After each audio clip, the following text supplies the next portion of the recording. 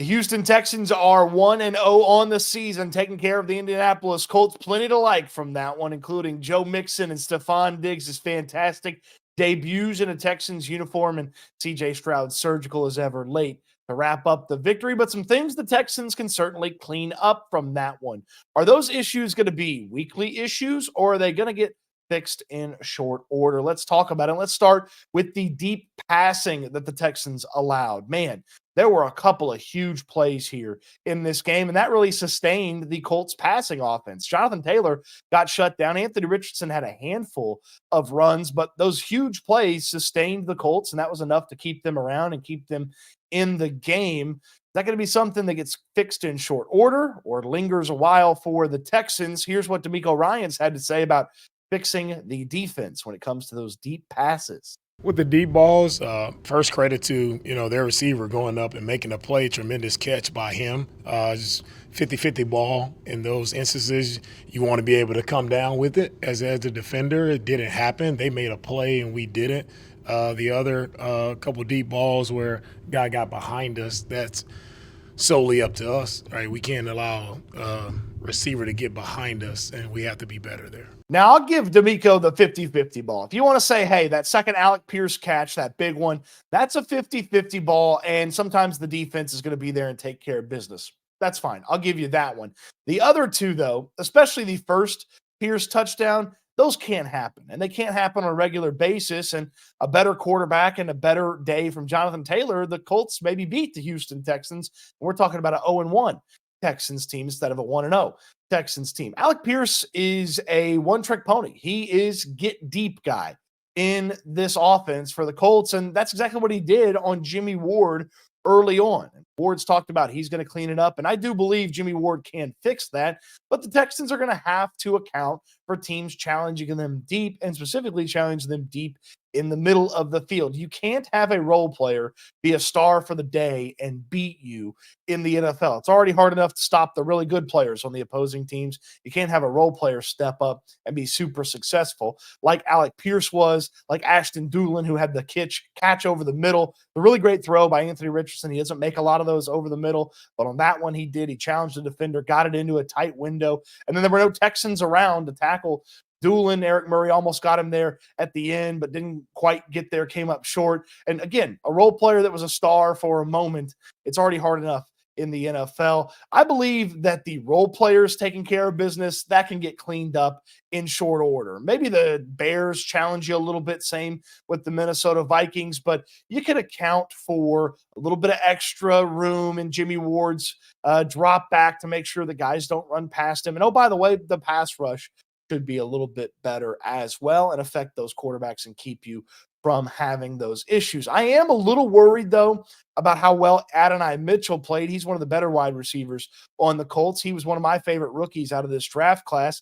After week one, he got more separation than anybody in the NFL, according to the guys over at Fantasy Points. And he beat Derek Stingley really bad, and Anthony Richardson missed him for a touchdown. And he beat Kamari Lassiter bad. Lassiter had to actually draw a penalty to try to slow down Adonai Mitchell, and he still didn't slow down Adonai Mitchell in that matchup. And if he can get open, not everybody's going to be Anthony Richardson and miss those. That can't be something that lingers around. I'm optimistic this will get cleaned up, but until the Texans prove that they can stop it, this thing's going to be something they have to deal with each and every week. Hopefully the Texans don't have to deal with incompetent referees each and every week. This is not going to be something that pops up every game for the Texans. I was disappointed how the end of the half went, and it sounds like DeMeco Ryans was pretty disappointed as well. We knew the situation. I said communication amongst the coaches. Coach, we got to be better and communicate what I say get done. That referee confusion that made it, first it was 15 seconds, then it's 5 seconds, and they claimed that they told the Texans it was going to start on the whistle, and ultimately DeMeco Ryans has been very short and precise in his conversations about that they need to do better, they need to execute better, they need to be more aware of the situation, and then it sounded like do what he wanted to do in that situation. It did probably cost the Texans 3 points right there. That's not going to be a weekly thing. I actually really love DeMeco Ryans' game management. Feel like he hasn't made too many mistakes in his young head coach career. And in this game, the early go for it on fourth down to keep a drive alive. getting a little bit better field goal position. I didn't love the 2-point conversion, but it's early enough in the game that you can make up for it or not have it be a long, lingering issue over the course of a game. And then the aggressiveness late to go to Stefon Diggs on 4th down in this game, that was really nice. So DeMeco Ryans issues at the end of the first half, that's not going to be something that pops up a ton, in large part because you're not going to have a goofball referee ruin things and make it more difficult to handle and manage what was and should have been a very simple situation for the Texans. Hey, kick the ball, get 3 points, head into halftime, and take care of your business coming out there in the second half. A moment here for my friends at Prize Picks. If you haven't been using Prize Picks to play daily fantasy, you've been making things much harder on yourself. Prize Picks, the easiest and best way to play daily fantasy. This fantastic offer, play your first 5, get $50 when you use my code Stoots, is available to you at the link in the description down below. Man, it's so much fun and so easy to play Prize Picks. A couple of taps, less than a minute, you could even 100 times your entry. Yeah, $10 into 1,000. How fantastic would that be? You even got the flex play where you don't have to win all the pieces of your entry to still win. I mean, you're going to win, but you don't even have to win all of it. I mean, Prize Picks, just the best. They've already got some fantastic stuff up for you. More stuff as the week comes. You've got that Caleb Williams. I call it a little freebie square. So that one is fun. You should add that in. Go over to those receiving yards. Let's take a look at those Texans players that are going to be playing on Sunday Night Football. 70.5 receiving yards. I kind of like more for that on Nico. I love the more number for Tank Dell and Stefon Diggs. Nico had his turn for a big game. Got to imagine Stefon Diggs and Tank Dell have the one coming as well, too, right? We'll put an entry together later on this week, but get signed up, play around on Prize Picks, play that first 5, get your 50 when you use the code Stoots. Prize Picks, use the link in the description down below.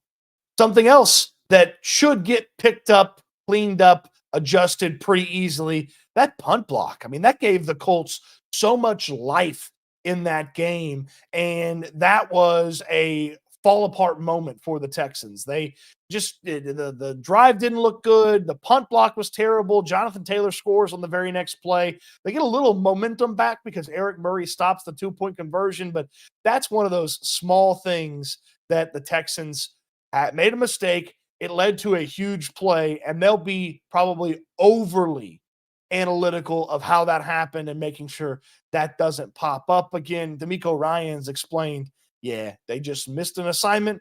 Got to be better. With the punt block, it's something we had talked about all week, and we knew they're heavy rush team, and they're coached up really well. Probably one of the best, punt rush units in the league. So we knew the look on the punt block. We just have to make sure we get our depth and we make sure we sit on the right person. We didn't do that. Mistake on our part, and it turns into a block kick and a turnover, and they score. So we have to be much better, first and foremost, in protecting on the punt unit. If you don't protect, then you won't have anything to cover. So it starts there. Not a weekly issue, and not an issue that maybe even makes an appearance the rest of the year for the Texans, because you just don't have that type of breakdown on a consistent basis when you're a really good special teams unit like the Texans have been the past couple of seasons. Weren't really good in that situation in that moment, but I got a hunch that that's not happening again. And Frank Ross, the special teams coordinator for the team, will have the Texans ready for anybody that wants to come and try to get Tommy Townsend and put another block out there and try to set their offense up in an advantageous position. Not so fast, my friends. Tommy Townsend's going to be able to get those punts off clean. And as DeMeco Ryans said, they'll have something to cover. If you don't block, you can't cover. They'll block and they'll cover coming out of this mistake against the Colts. Finally, the pass blocking. Look, the run blocking was fantastic. One of the best run blocking performances from this offensive line in years, maybe a decade. I mean, it's been a while since you've seen a dominant ground performance like that from the Houston Texans. Mixon was great. They opened a ton of holes with the offensive line and the run blocking, but that pass blocking, it wasn't as good as it needed to be. Now, that's a tough Colts front seven. They had some successful edge rushes. They had some successful stuff up the middle as well. It's not going to be super easy to clean those things up. And DeMeco Ryans knows until the Texans do, they know they're going to see a lot of the same. We understand we'll see some of those same looks, like some of the exotic looks that their front gave us for our offensive line. We just have to communicate better and just anticipate better. We have to be on those. We know we're going to see many very different games and everything teams can throw at us. We'll see that. So we got to put on film that we can handle that and handle it properly. And we just, although we're really good in the run game, the pass protection has to step up, right? It's too many times that someone touched our quarterback yesterday. It just can't happen. So this is one of those that I don't believe is going to get cleaned up right away. And this is a situation that other teams look at. Hey, the Texans allowed this. The Texans allowed CJ Stroud to get a little bit of pressure. And Stroud can make you right, or Stroud can manage it. He's just that good at quarterback. But I'd prefer to not see him have to manage or deal with the amount of pressure that he did against Indianapolis. And teams are going to continue to try to heat him up. And this offensive line, they need to gel. They need to play a little bit more together. They haven't played that much together. Laramie Tunsil, Kenyon Green, Juice Scruggs, Shaq Mason, and Titus Howard. Okay, and they haven't played that many snaps together. It's just one game and a few in the preseason, but not even in a preseason game. So that'll gel. That'll come together. They'll get a little bit better. They'll see some of the stuff that the Colts threw at them, and they'll be ready for the teams trying to copycat that and have the success against them. But it's not an immediate thing. It's something that needs to get fixed over a few weeks. And as you get more input, perhaps you get better output on the offensive line in that situation when it comes to keeping CJ Stroud upright. Again, he can make them right and he can handle it. Sometimes you just prefer CJ Stroud to not have to handle those situations. What say you? These issues cleaned up in a jiffy or lingering for the Texans for a few weeks? Let me know in the comment section down below. On your way down there, throw me a thumbs up on the video. Subscribe to the channel if you haven't already. You don't want to miss anything this season. So turn on a little notification bell so you know when new stuff pops up, when the channel goes live to talk Texans. You don't want to miss it. You don't want to miss out on the great deal at Prize Picks either. We talked about it earlier in the video.